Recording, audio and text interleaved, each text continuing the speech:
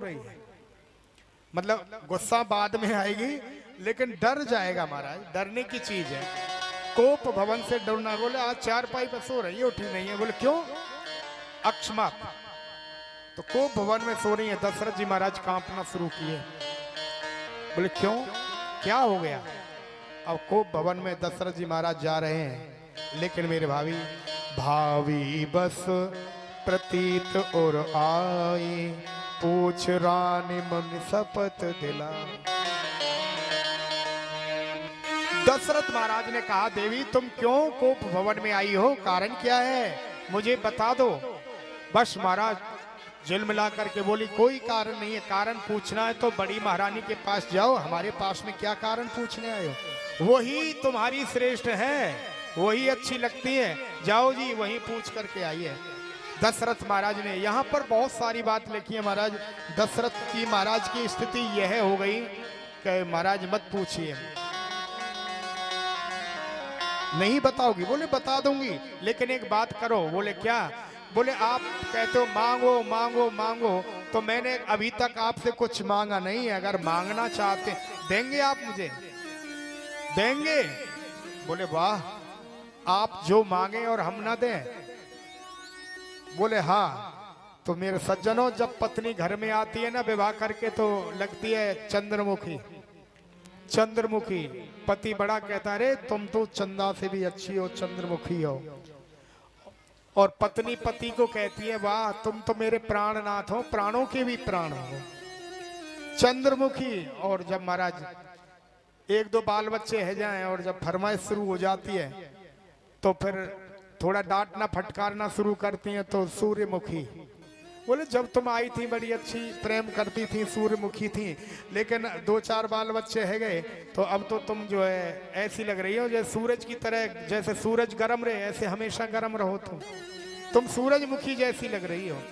पत्नी पीछे थोड़ी। पति बोली, जब मैं आई थी तो तुम मुझे प्राणनाथ लगते थे, अब तो प्राणनाथ नहीं रहे। बोले तब? अब तो नाथ लग रहे हो, केवल नाथ। मैया की बात मानते हो, हमारी तो मानते नहीं हो। आगे चल के महाराज, और बुढ़ापे में जिनके घर में बुढ़े बड़ी बुढ़िया हैं, वो देखना। अब भाई आप लोग उनको मिलने ना दें, एक भैया ने माँ ले रखी है, एक भाई ने पिताजी ले रखे, वो अलग बात है। लेकिन एक घर में बूढ़े बुढ़िया होते हैं ना, उसमें उनमें जो है बात बात में लड़ाई होती है, लेकिन वो लड़ाई सच्ची मन की नहीं होती। ऊपरी इतना झगड़ा करेंगे, देखा वो नहीं बोले। अरे क्यों नहीं बोलते हो? लेकिन नहीं बोलते। तो बोली, पहले आप मुझसे कहते थे चंद्रमुखी, अब कहने लगे सूर्यमुखी। बोले हाँ देवी, और अब बुढ़ापे में वो बूढ़ी माई क्या करती है? अरे तुम क्या करते हो घर में? बाहर रहा करो, यहाँ बहू बेटी है, बच्चे हैं, तुमको यहाँ के मई भोजन भेज देंगे।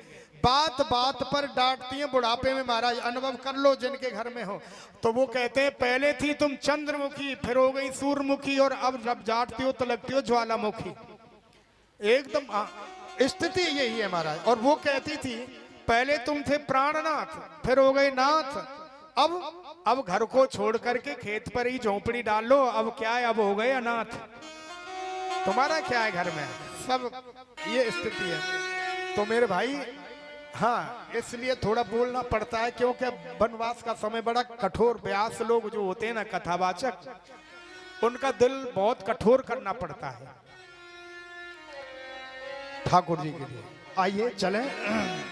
भावी बस न प्रीत, समझाया के कई को। बोले देवी आप जो है जो मांगोगी मैं दूंगा। बोले देना ही चाहते हो तो महाराज बस मुझे मेरा कर्जा दे दो। बोले क्या कर्जा है तुम्हारा? बोले कर्जा आप भूल गए, पहले कहते थे मांगो मांगो मांगो, अब वही मैं आपसे कर्जा मांगना चाहती हूँ, और आप कृपा करके मुझे मेरा कर्जा दे दो। बोले क्या कर्जा है? बोले पहले वचन दो, वचन दे दो। अरे बोले देवी तुम मेरी पत्नी हो, मैं तुम्हारा पति हूँ, और मेरे पर श्रद्धा विश्वास उठ गया। बोले हाँ, मुझे पुरुषों पर अब कोई भरोसा नहीं है, पुरुष कब बाजी पलट दे कोई ठिकाना नहीं है। बोले क्या कसम चाहती हो? बोले अपने उस प्यारे राम की सौगंध खा जाओ, तुम जो कहोगे वही करोगे, जो मैं मांगूंगी मुझे वो है दोगे। अब तो महाराज और दशरथ जी को दिखने लग गया, ये ना कोई कुचक्र चाल चल करके गया है महाराज। और कुचक्र चलने का अर्थ क्या है? दशरथ जी महाराज बोले ठीक है देवी, अगर नहीं मान रहे हो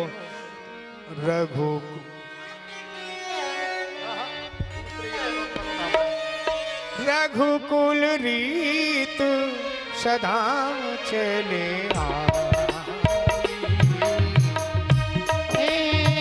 रघुकुल रीत सदा चली आए। रघुकुल रीत सदा चले आए, प्राण जाए पर भजन न जाए। हे देवी, और यहाँ दशरथ जी कहते हैं नहीं असत्य समपातक पुंजा। देवी ये रघुकुल रीत है, प्राण चले जाएं लेकिन वचन नहीं जाने देंगे। और सुनो, नहीं असत, इस संसार में अगर सबसे बड़ा पाप है तो देवी देवताओं याद रखिए झूठ बोलना पाप है। सबसे बड़ा अगर पाप है तो झूठ बोलना, असत्य बोलना पाप है। कभी भी असत्य नहीं बोलना चाहिए, असत्य भाषण नहीं करना चाहिए, सबसे बड़ा यही पाप है। दशरथ जी महाराज कहते हैं, बोले देवी कैकेयी बताओ क्या चाहती हो? मैं असत्य कभी नहीं बोल सकता, और फिर भी उसमें भी तुमने कहा है कि राम की सौगंध खा जाओ, तो बस ते ही पर राम शपथ कर आए। तेई बारी राम शपथ कर आए। ओ सुकृत स्नेह अवध रघुराम। हे देवी, राम की सौगंध खा लिया तो राम माने हर जगह राम व्याप्त है। राम की सौगंध खा करके मैं अपना वचन वापस नहीं करूंगा। लेकिन देवी एक बहुत सारे बताए हैं कि तुमको कलंक लगेगा अगर आज तो मांगना शुरू किया। बोले कुछ भी हो जाए लेकिन आज मैं अपना वरदान लेकर के रहूंगी। बोले मांगिए। तो देखिए वरदान मांगने की शैली क्या है महाराज। सुनहो प्राण प्रिय भावत जी का, सुनहो प्राण प्रिय भावत जी का। सुनहो प्राण प्रिय भावत जी का, सुनहो प्राण प्रिय भावत जी का। देहो एक बर भरतहि टीका, देहो भरतहि टीका। तापस भेष विशेष उदासी, तापस भेष विशेष उदासी। तापस भेष विशेष उदासी, तापस भेष विशेष उदासी। चौदह बरस राम बनवासी, चौदह बरस राम बनवासी। चौदह बरस राम बनवासी। सुनो प्राण प्रिय भावत जी का, मेरे दिल में एक ही विचार है, एक ही भाव आ रहा है। बोले क्या? बोले तापस भेष विशेष उदासी। तापस तपसी का भेष विशेष उदासी रह करके, माने तपसी बन जाए, बाबा बन जाए, महात्मा बन करके जाए, और इसमें विशेष उदासी माने किसी गांव में न जाए। तापस भेष विशेष उदासी, 14 बरस राम बनवास। और न जाए 14 वर्ष तक, ऐसा करना पड़ेगा। जैसे ही चक्र चूड़ामणि महाराज दशरथ ने सुना, अरे ये तुम क्या मांग रही हो? अरे राम को तुम प्राणों से अधिक प्रिय मानती थी और राम बिना तुम्हारे रह नहीं सकते थे, लेकिन आज क्या मांग रही हो? ये मांगते हुए तुमको जरा विचार नहीं आया? राम को वनवास मांग रही हो।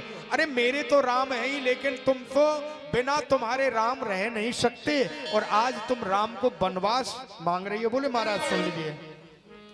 तापस वेश विशेष उदासी 14 वर्ष, सुन मृदु बचन भूप ही अशोकु, शशि कर छुअत बिकल जिनको। हे भगवान, दशरथ इतने चिंतित हो गए महाराज, गला अवरुद्ध हो गया, हृदय कांपने शुरू हो गया। देवी ये तुम क्या मांग रही हो? जरा सोच विचार करके मांगो महाराज। गयहु सहम नहीं कछु कहे आवा, जन सचान झन बन झपटे उलावा। सचान माने महाराज मृग। कुछ वचन नहीं आ रहा है, स्थिति यह हालत खराब महाराज। बोले देवी सोच लो। विवरण भयहु तुरत मही पाला, विवरण भयहु तुरत मही पाला, विवरण भयहु तुरत मही पाला, विवरण भयहु तुरत मही पाला। दामोनि हनेऊ मनोह तर तालू, दामे हरेऊ मनोह तर तालू, विवरण भयहु तुरत मही पालू। विवरण अवध उजाड़ कीन के गई। तुमने अयोध्या को उजाड़ने का काम किया है, बसती हुई अयोध्या को उजाड़ने का काम किया है तुमने। क्या तुम यह समझती हो कि राम को वनवास भेज करके भरत राज चला सकते हैं? क्या भरत राज गद्दी पर बैठ सकते हैं? ये भूल जाओ, कभी नहीं हो सकता। लेकिन मेरे बंधुओं कैकेयी और महाराज बोले महाराज देना है तो दो, नहीं देना है तो कैकेयी माँ का हृदय पिता से 10 गुना कोमल होता है। माँ का हृदय पिता से 10 गुना कोमल मतलब होता है, लेकिन